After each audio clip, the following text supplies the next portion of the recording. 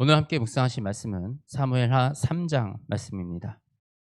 오늘 말씀을 통해서 다윗이 왕이 되기 전에 그때의 모습을 돌아보는데, 이때 다윗의 모습은 너무나도 이 인간적이고 너무나도 정치적인 이 모습을 보였습니다. 사실 이 행보에 대해서 직접적인 평가는 말씀 속에 기록되어 있지 않습니다. 그러나 우리가 이 모습을 바라보면서 참 이 모습이 보기 좋은 모습은 아닙니다. 그리고 우리도 이런 모습들을 우리의 삶 속에서, 우리의 현장 속에서 반복하고 있는 그런 모습을 우리가 찾아볼 때가 많이 있습니다.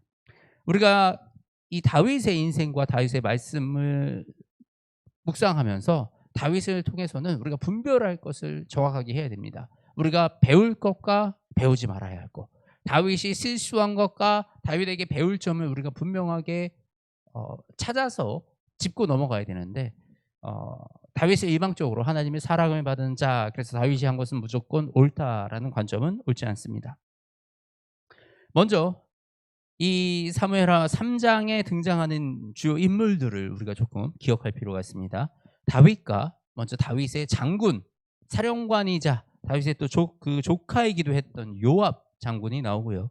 그리고 이 사울의 넷째 아들 이스보셋과 그리고 그 사울의 장군이었던 아브넬이 등장합니다. 요렇게 대립의 관계에 있는데, 오늘 이 아브넬 장군이 그 중간에서의 위치에 딱 서 있습니다.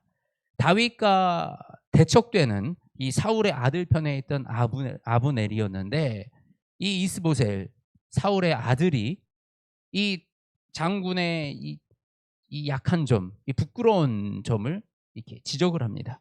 그랬더니 아브넬이 이스보셋을 돌아서 가지고 다윗의 편에 서게 됩니다.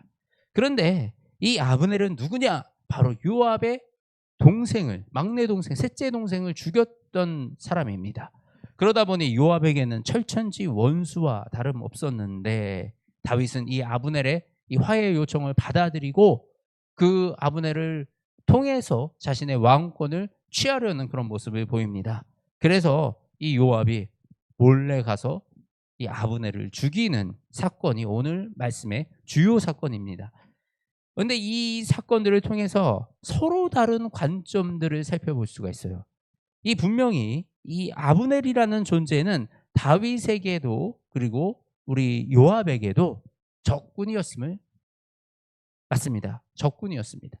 그런데 요압의 관점에서는 지금 내 동생을 죽인 이 적장이기 때문에 내가 반드시 죽여야 할 대상이지만, 다윗의 관점에서는 내가 이 왕권을 쥐기 위한 명분을 가지기 위해서 너무나도 좋은 도구였던 것입니다. 아브넬의 경우는 사울의 장군이었기 때문에, 그러니까 사울의 이 신복이었던 그 장군이 다윗의 편에 선다는 것은 다윗에게는 굉장히 큰 힘을 가지게 되는 것입니다. 그리고 아브넬은 그 북이스라엘 쪽 이스라엘 사람들에게 영향력이 크게 있는 사람이었습니다. 그래서 다윗이 자신의 잃어버린 아내 미가를 데려와 달라라고 했을 때 아브넬은 그를 즉각 데려올 수 있는 힘도 있었고 그런 권력도 가지고 있는 상태였던 것입니다. 이처럼 완전히 다윗은 정치적으로 아브넬을 사용하려고 하였습니다.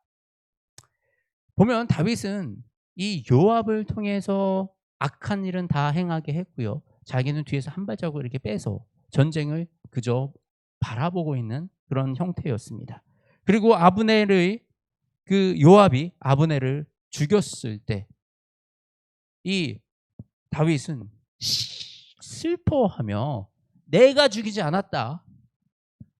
그 요압을 죽인 거는 그 아브넬을 죽인 것은 요압의 형제들이 죽인 거지 내가 죽인 것이 아니다라면서 정말 선을 딱 그으면서, 심지어는 뭐라고 얘기하냐면 그 죄가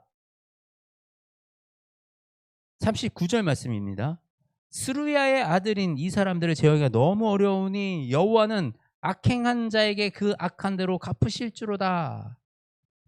지금 자신의 장군 요압이 적군이었다가 자신의 편으로 들어오려고 했던 그 아브넬을 죽여서 이 다윗은 이렇게 화를 내고 요압이 제어하기 어렵다라고 얘기를 하는 것입니다. 그런데 정말로 다윗이 만일에 요압을 제어하기 어려웠고 요압의 한 행동이 정말 문제라고 했으면 요압을 문책하고 요압을 떠나보냈겠죠. 자신의 부대에서 떠나보내겠죠. 내 말을 듣지 않는 장군은 있을 수 없습니다. 왕의 명령을 따르지 않는 장군. 그런데 다윗은 요압을 앞으로도 계속 두고 요압을 의지하는 이런 모습을 보입니다. 이것은 무엇입니까? 지금 내 손에 피를 묻히지 않고 이 더러운 일을 지금 이 요압 장군에게 다 돌리지만 나는 이 일을 통해서 굉장히 왕권을 쥐기 위한 결정적인 찬스를 잡게 된 것입니다. 그리고 이 아까 말씀드렸지만 떠나갔던 아내 미갈을 아브넬을 통해서 다윗은 데리고 옵니다. 근데 이 장면도 참 속상한 일입니다. 이 다윗이 다른 여인과 결혼하면서 미갈은 또 다른 남자와 결혼을 한 상태였습니다. 물론 미갈이 다윗을 처음에 너무나도 사랑해서 사울의 품으로부터 다윗을 도망가게 그렇게 두었어요. 그런데 이후에 오랜 시간이 흘렀고 다윗은 미갈을 찾지 않고 다른 여인을 만났습니다. 그래서 그 미갈도 또 다른 남편에게 결혼하게 되었습니다. 참 복잡하고 여러 가지 사정이 있습니다. 그런데 그 미갈을 다른 남자와 결혼한 그 미갈을 다시 데려오는 것입니다. 이 13절 말씀 보면 나를 보러 올 때에 우선 사울의 딸 미갈을 데리고 오라. 그리하지 아니하면 내 얼굴을 보지 아니하리라 하면서 이 아브넬에게 자신이 미갈을 데리고 오라고 합니다. 그랬더니 그 미갈의 아내가 얼마나 애틋하게 그 슬퍼했는지 16절입니다. 그의 남편이 그와 함께 오되 울며 바울임까지 따라왔더라. 이 모습을 보면 그 남편이 미갈을 얼마나 사랑했는지를 알 수 있습니다. 이 다윗은 미갈을 사랑해서 데리고 온 것이 아닙니다. 미갈이 누구였습니까? 사울의 딸이었습니다. 그렇기 때문에 다윗은 사울의 딸인 미갈을 통해서 왕권을 쥐려고 미갈을 이용하는 이런 모습을 보이는 것입니다. 다윗은 철저하게 지금 사람들을 자신의 곁에 있는 사람들을 이용하여 자신이 왕이 되려는 그 속내를 드러내고 있습니다. 근데 이런 다윗의 모습이 바로 우리 교회 안에서도 너무 많이 드러난다라는 것입니다. 우리가 이 믿음의 교회를 세워나가고 교회를 부흥시키기 위해서 여러 가지 사역도 하고 여러 가지 일도 하고 여러 가지 프로젝트도 하고 프로그램도 돌립니다. 그러면서 점차적으로 우리 나와 함께하는 사람들을 함께 일하는 동역자들, 내가 함께 주님의 일을 나아가는 믿음의 동지들이 아니라 마치 도구처럼 그들을 이용하고 사용하려고 하는 그런 실수를 우리 인생에 많이 저지르게 됩니다. 또 교회뿐만 아니고 우리가 세상에서 나가서 일을 할 때도 우리가 리더십을 발휘한다는 그 현장 속에서 우리가 이런 실수를 하게 되는 것입니다. 분명히 우리의 마음의 중심에 있는 그 목적을 달성하기 위해서 내 주변에 있는 사람들을 마치 도구처럼 이용하려고 그러고 그 사람들을 이용의 대상으로 사용할 때 그곳은 너무나도 비참해지는 것입니다. 자신의 동생을 죽인 그 아브넬을 죽였다고 그곳에 가서 다윗이 나의 리더가 나에게 뭐 비난을 쏟아붓고 죄를 돌린다 그러고 너 가서 슬퍼하면서 이 조문하라 그러고 이런 여러 가지 이 상황. 물론 다윗이 직접적으로 아브넬을 죽이라 이렇게 명령한 건 아니지만 분명히 다윗은 이 상황을 통해서 굉장히 유리한 입지를 찾아가고 있는 모습을 우리가 볼 수가 있는 것입니다. 내 주변에 있는 사람이, 내 가족이 나에게는 사랑할 대상입니까? 나에게는 도구입니까? 나의 목적을 향해 나아가기 위해서 필요한 사람들입니까? 아니면 그들이 예수님의 사랑을 내가 전할 대상입니까? 우리가 가까운 사람들을 놓치기가 참 쉽습니다. 그런데요, 우리가 가까운 사람들을 놓치면 그 하나님의 영광은 드러나기가 어렵습니다. 하나님의 그 사랑이 드러나기가 어렵습니다. 우리의 진짜 사랑이 넘칠 때 우리는 가장 가까이에 있는 내 옆에 있는 그 사람에게 사랑으로 우리가 어떤 목적을 나가기 위한 어떤 도구가 아니라 정말 사랑하는 마음으로 그 사람들을 대하기 원합니다. 우리 자녀도 마찬가지입니다. 자녀가 정말 우리가 자녀를 사랑해서 자녀에게 열심히 교육시키고 공부하고 가르친다면 자녀들도 합니다. 그런데 자녀에게 네가 잘 돼야 나중에 나한테 효도라도 좀 하지라는 이런 이 목적적인 마음이 조금씩 생겨나기 시작하고, 이 자녀의 잘 되는 것이 나의 자랑이 되고, 자녀가 잘 되는 거를 자녀가 조금 부족하거나 떨어지는 것이 내가 너무 부끄럽고, 이런 마음이 있다면 이것도 자녀가 가장 잘 느낄 수가 있습니다.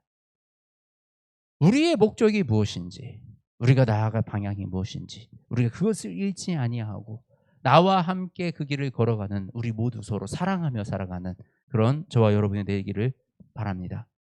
하나님, 오늘 다윗의 이런 정치적인 일들을 통해서 우리가 우리의 삶을 한번 다시 돌아보고, 내가 주변에 있는 사람들을 어떻게 바라보고 있는지, 내가 주변에 있는 사람들과 어떻게 주님께 함께 나아가야 되는지를 돌아보는 그 시간을 갖습니다.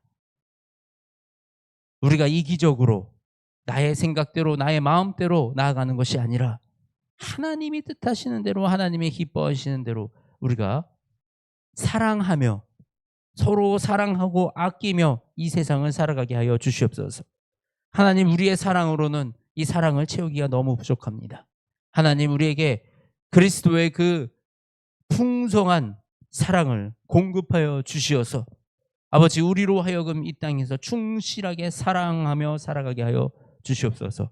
아버지, 우리가 이 나를 돕는 자들을 도구로 사용하게 하지 마시고, 우리가 함께 주님께 한 걸음 한 걸음 걸어 나아가는 이 믿음의 동역자로서의 삶을 지켜나갈 수 있도록 주님 역사하시고 인도하여 주시옵소서.